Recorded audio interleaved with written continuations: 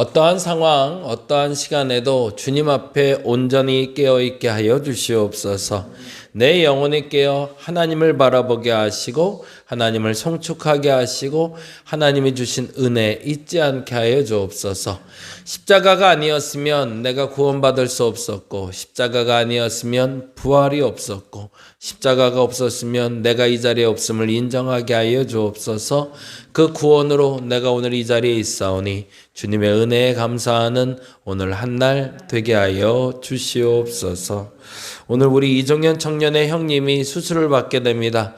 오전 9시에 수술 받고 이제 쾌차하기 위해서 준비할 텐데 그 수술대 위에 그 몸이 힘들지 않게 하시고 이를 위해서 기도 요청을 한 우리 이종현 청년의 마음과 또 함께 기도하는 사람들의 마음이 하나가 돼서 주님께 영광 돌리게 하여 주시옵소서. 필요한 것을 채우시고 속히 회복시켜 주시옵소서. 감사합니다. 고마우신 예수님 이름으로 기도드렸습니다. 아멘, 아멘. 오늘은 사도행전 28장 1절에서 10절 같이 봅니다. 사도행전 28장 1절에서 10절이고요. 신약성경 237페이지 여간에 있습니다. 그 검은 봉지는 어저께 제가 양평 갔다 왔는데 아버지가 상추 좀 하고 상추하고 쑥갓 하고 뭐 좀 이렇게 하셨더라고요. 조금 가서 한 끼 정도 드실 만큼씩 좀 소분했으니까 하나씩 좀 가져가시면 감사하겠습니다. 자, 28장 1절에서 10절이고요. 아까 기도 때 말씀드린 대로 이정현이라는 청년이 있어요. 우리 그 가끔 한 달에 한 번 정도 아니면 이제 생각날 때마다 이렇게 와서 예배드리는 우리 동민 형제 선배가 되는 친구인데 형님이 허리가 터졌대요. 그래서 수술하러 들어가는데 오늘 오전 9시에 수술하고 한 2, 3일 있다가 아마 퇴원할 것 같은데 엄마도 좀 몸이 안 좋고 그리고 가게가 조금 어려워서 재정적으로도 좀 열심히 좀 구하고 있고 그래서 이제 기도 요청을 좀 했더라고요. 그래서 여러분 기도 좀 해주시고요. 치료 잘 받고 나올 수 있도록 여러분이 기도해 주시면 감사하겠습니다. 28장 1절에서 10절 말씀 같이 한 목소리로 읽겠습니다. 우리가 구조된 후에 안즉 그 섬은 멜리데라 하더라. 비가 오고 날이 참에 원주민들이 우리에게 특별한 동정을 하여 불을 피워 우리를 다 영접하더라. 바울이 나무 한 묶음을 거두어 불에 넣으니 뜨거움으로 말미암아 독사가 나와 그 손을 물고 있는지라. 원주민들이 이 짐승이 그 손에 매달려 있음을 보고 서로 말하되 진실로 이 사람은 살인한 자로다. 바다에서는 구조를 받았으나 공의가 그를 살지 못하게 함이로다 하더니 바울이 그 짐승을 불에 떨어 버리매 조금도 상함이 없더라. 그들은 그가 붙든지 혹은 갑자기 쓰러져 죽을 줄을 기다렸다가 오래 기다려도 그에게 아무 이상이 없음을 보고 돌이켜 생각하여 말하되 그를 신이라 하더라. 이 섬에서 가장 높은 사람 보블리오라 하는 이가 그 근처에 토지가 있는지라 그가 우리를 영접하여 사흘이나 친절히 머물게 하더니 보블리오의 부친이 열병과 이질에 걸려 누워있거늘 바울이 들어가서 기도하고 그에게 안수하여 낫게 하매 이러므로 섬 가운데 다른 병든 사람들이 와서 고침을 받고 후한 예로 우리를 대접하고 떠날 때에 우리 쓸 것을 배에 실었더라. 아멘. 이제 사도행전 마무리하려고 하는데요. 사도 바울이 머물러야 되는 곳은 사실은 로마였습니다. 근데 로마로 가는 여정에 만나는 사람들에 대해서 이야기하고 있어요. 근데 이제 사도 바울에 대해서 이야기하면서도 계속 얘기하지만 시대에 그 계급이 존재했음을 우리가 알게 되죠. 그래서 사도 바울이 사실은 생존해서 로마까지 갈 수 있었던 이유는 신앙인이기 때문에 하나님이 지켜주셨다는 우리의 고백이지만 사실은 그가 끝까지 로마까지 갈 수 있었던 이유는 그의 출신 성분이 로마 사람이었기 때문이다라는 걸 우리는 알게 됩니다. 이게 그만큼 시대적으로도 분리된 계급이 분리된 사회에 살고 있었던 사람들이라는 것을 우리가 한 번 더 시대를 한번 읽어야 된다는 거죠. 그 말은 무슨 말이냐면 지금 우리가 사는 시대하고 조금 다르다라는 거예요. 우리는 노예라는 단어를 몰라요. 몰라야 맞아요. 그런데 그 노예처럼 부린다라는 표현이 그래서 마음에 확 와닿진 않아요. 근데 그때 당시에 노예가 뭔지를 아는 시대고요. 그리고 식민지가 뭔지를 아는 시대죠. 사실 여기 계신 분 중에서도 식민지 시대를 살아가신 분들도 있지만 사실은 모르는 세대에게 식민지가 어떤 고통인지 어떤 아픔인지 잘 모르거든요. 근데 중요한 것은 그 시대의 그 상황에서 우리는 해석을 해낼 수 있어야 성경을 바로 볼 수 있다라는 거죠. 그래서 이 얘기를 드리는 이유는 오늘 그들이 만나는 사람들이 누군가라는 거예요. 1절과 2절에 보니 이렇게 되어 있습니다. 우리가 구조된 후에 안즉 그 섬은 멜리데라라고 되어 있어요. 그래서 그 섬의 이름이 뭔지를 알려주고 그 다음에 나오는 단어 때문에 말씀드렸는데요. 2절에 보니 이렇게 되어 있잖아요. 비가 오고 날이 참에 뭐라고 되어 있어요? 원주민 거기다 동그라미를 해놓죠. 소위 말해서 낯선 환경에 뱃사람들이 그리고 죄인들이 선장과 선주가 다 같이 온 거죠. 다 자기들의 잘못 때문에 여기까지 오게 됐지만 그런데 그들이 날이 차고 그리고 비가 오해서 피할 데가 없을 때 그들을 도와준 사람들이 있더라는 거예요. 근데 그 도와준 사람을 오늘 본문엔 원주민이라고 되어 있는데요. 이게 헬라어 원문엔 뭐라고 되어 있냐면 미개인이라고 되어 있어요. 문명을 받아들이지 못한 토인들을 얘기하는 겁니다. 이게 뭐 우리 상상으로 보자면 그 뭐 정말 아랫도리만 이렇게 가리고 다니는 사람들 그런 사람들을 만나게 됐다는 거예요. 근데 이 얘기를 하는 이유가 있는 거죠. 앞서 말씀드린 대로 사도 바울이 살 수 있었던 이유는 사실은 믿음 때문이기도 했지만 로마 사람이라고 그랬잖아요. 근데 더 중요한 게 있어요. 사도 바울은 무엇을 위해서 부름 받았는가라는 거죠. 사도 바울은 유대인들을 위해서 부름받은 사도가 아니라 누구를 위한 사도죠? 이방인을 위한 사도였거든요. 근데 이 이방인은 어디까지가 이방인인가라는 거예요. 식자층을 가진 헬라인들도 이방인이 될 수 있고 하나님을 모르는 모든 사람은 다 이방인이 될 수 있다라는 얘기를 28장에서 마무리하고 싶었던 거죠. 이게 당시에 남녀노소 불문하고 사도 바울과 교제하며 하나님을 믿는 것으로 사도행전은 쭉 풀려가고 있어요. 그건 무슨 말이냐면 모든 사람에게 복음은 열려 있다라는 거죠. 그리고 오늘 본문에서는 아주 정확하게 이렇게 표현하고 있습니다. 2절 말씀 다시 볼까요? 비가 오고 날이 참에 원주민들이 뭐예요? 우리에게 특별한 동정 거기다도 줄쳐놓죠. 그들이 판단하기엔 미개인들, 토인들, 벌거벗은 사람들, 저들이 뭘 알겠어? 라고 말하는 사람에게 무엇을 받았다는 거예요? 환대를 받았다는 얘기죠. 특별한 동정을 받았대요. 이건 무슨 얘기를 하고 싶은 걸까요? 지금까지 계속 말씀드린 얘기면 사람을 눈으로 판단하지 말라라는 거죠. 오늘 28장의 시작은 그렇게 됩니다. 근데 반대로 사도 바울과 선주와 선장과 죄인들의 판단 속에서 그 토인들을 봤을 때 저건 사람도 아니네 라고 생각했던 사람에게 환대를 받는 것처럼 반대 경우가 또 생기는 거죠. 그 반대 경우는 이렇게 되어 있습니다. 3절 말씀 볼까요? 3절 바울이 나무 한 묶음을 거두어 불에 넣으니 뜨거움으로 말미암아 독사가 나와 그 손을 물고 있는지라. 사람이 다 볼 만큼 바울이 나무가 이제 좀 덜 쌓여 있었나 보죠. 그래서 불이 꺼질 것 같으니까 나무 한 묶음을 확 던졌는데 하필이면 거기에 뱀이 있었나 봐요. 그러니까 뱀은 그 뜨거움 때문에 확 놀라서 튀어나와서 사도 바울의 손을 물었던 거죠. 근데 그 무는 장면을 사람들이 보고 깜짝 놀라서 이렇게 표현을 하고 있습니다. 4절 말씀 볼까요? 원주민들이 이 짐승이 그 손에 매달려 있음을 보고 서로 말하되 뭐래요? 진실로 이 사람은 살인한 자로다.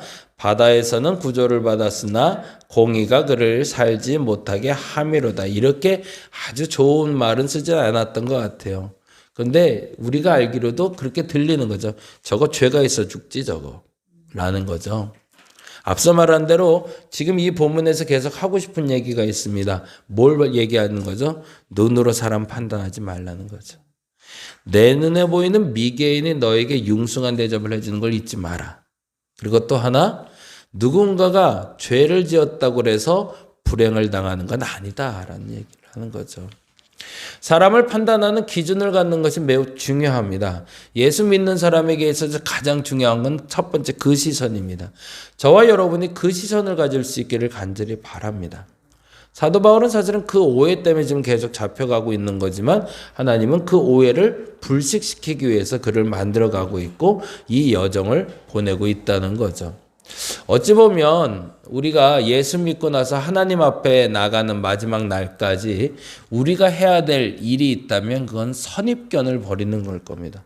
저 사람은 노인이니까 안 돼. 저 사람은 다리가 불편하니까 안 돼. 저 사람은 머리가 좀 둔해서 안 돼. 라고 생각했던 그 선입견이 깨지는 시간들이 저와 여러분의 신앙생활 되시기 바랍니다. 그래서 저와 여러분의 입에서는 요 단어는 좀 안 했으면 좋겠어요. 아예 저건 안 돼. 저건 안 될 놈이야. 저건 못해. 라는 말은 긍정의 심을 갖자 이런 얘기가 아니라 그렇게 사람을 섣불리 판단하지 말자는 얘기죠. 물론 안 되는 사람들이 있어요. 못하는 사람들도 있고요. 근데 그게 섣불리 내 객관적인 판단이라고 생각하며 착각하고 내 마음대로 판단하고 해석하지 말자는 얘기입니다. 그리고 나서 조금 더 깊이 그 사람을 객관화라는 말이 좀 어렵긴 하지만 누구든지 동일한 태도로 대할 수 있는 여러분 되시기를 간절히 바랍니다. 그러자 원주민들이 이 말을 하고 있을 때 바울이 5절처럼 행동을 하죠. 같이 볼까요? 5절 말씀. 바울이 그 짐승을 불에 떨어버림에 조금도 상함이 없더라. 근데 그 다음이 재밌어요. 이 사람들이 소위 미개인이라고 불렀던 이유가 여기 있는 거죠. 6절 말씀입니다. 같이 볼까요? 그들은 그가 붙든지 혹은 갑자기 쓰러져 죽을 줄 알고 기다렸대요. 그게 또 재밌죠. 아니 사람이 뱀에 물렸으면 뭘 좀 조치를 해줘야죠. 사실은 그게 문명인인 거죠. 저거 사람이 개에게 물려도 해주는데 하물며 뱀에게 물렸으면 우리는 옛날에 어떻게 했죠? 뱀에게 물리면은 그 이빨 자국 나는 데를 이렇게 쭉 빨아서 좀 독이 없게 토해내고 이런 거라도 해줘야 되잖아요. 근데 저거 뱀에 물렸는데 저거 죽나 사나 보자 그러고 쳐다보고 앉아 있었다는 거죠.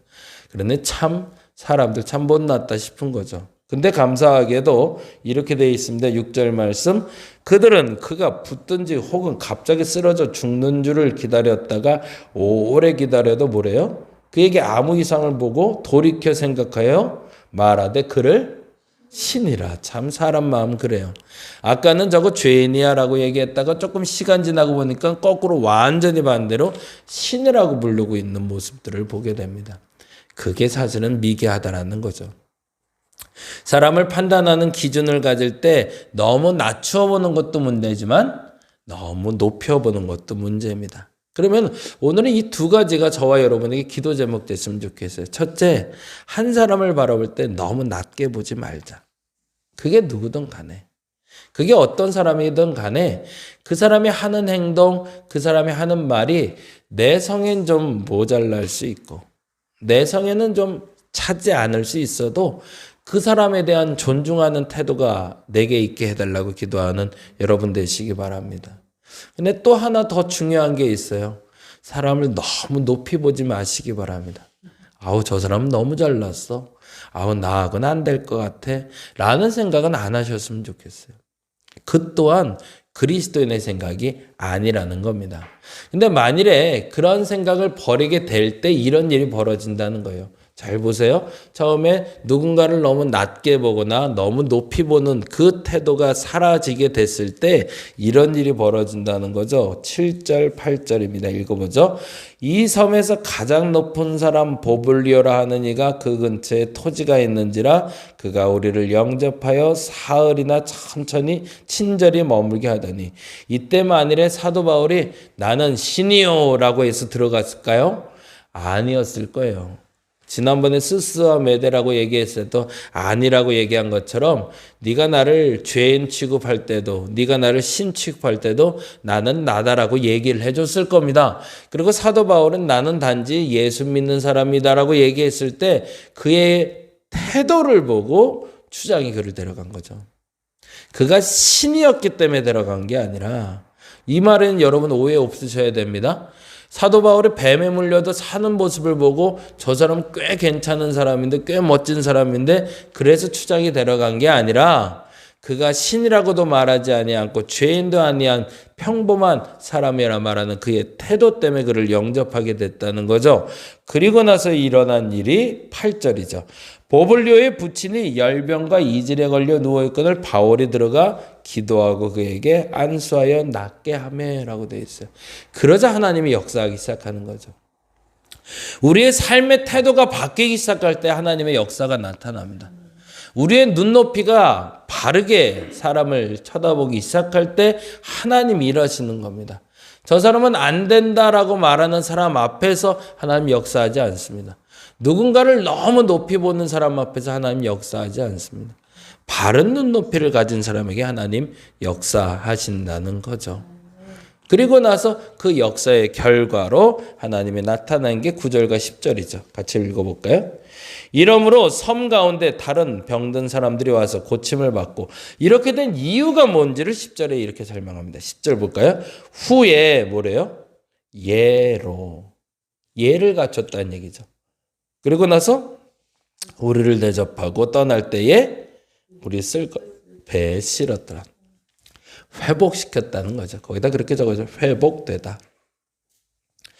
앞서 말씀드린 대로 배가 난파되는 바람에 그들은 살 길이 없었고 먹을 것, 입을 것, 가져갈 것이 아무것도 없던 상태였습니다.